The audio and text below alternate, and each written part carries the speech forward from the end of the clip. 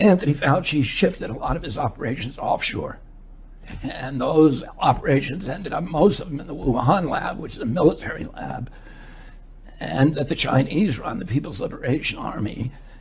And then a lot of them went to the Ukraine. So a lot of that science now, and it's funded, Fauci was funding lots of it. But then the other government agencies began to get confidence in, their ability to get away with it. And most of it is being funded by the Department of Defense. Most of all, the biggest single funder is USAID, which is, a CIA cutout. Do you think the lab leak was a leak, or was it intentional? The best science shows that, indicates that the people who were working on a particular coronavirus technology that was taught by Ralph Baric, funded, it was developed by the U.S. government with NIH money. It was then taught to a group of scientists, Xi Zhengli, who's famous, the Bat Lady, and then her assistant, Ben Hu, and a couple of other scientists at the Wuhan lab. Baric taught them two things. He taught them, one, how to engineer the spike with a furin cleave that could attach to the ACE2 receptors of the human lungs and make people sick and spread, through the air.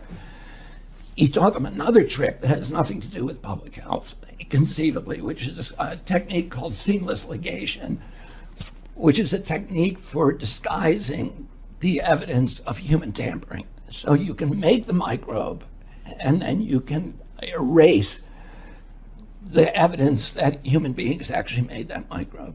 And Ben Hu was leading that research. Ben Hu then got sick with two other of his fellow researchers, and they ended up in the hospital with COVID symptoms in November of 2019. So it appears that Ben Hu, the subway line that goes past the Wuhan lab and goes straight to the airport, all the original cases were along that subway line. And so the intelligence agencies that are actually being honest about that, and most of them are not, believe that Ben Hu and two other researchers got sick that the most likely scenario is that Ben Hu and two other researchers who were working on infectious coronavirus bioweapons got sick and they didn't know it. And so they were riding that subway line every day and infecting people before they actually got symptoms. And that's probably what happened, but nobody knows.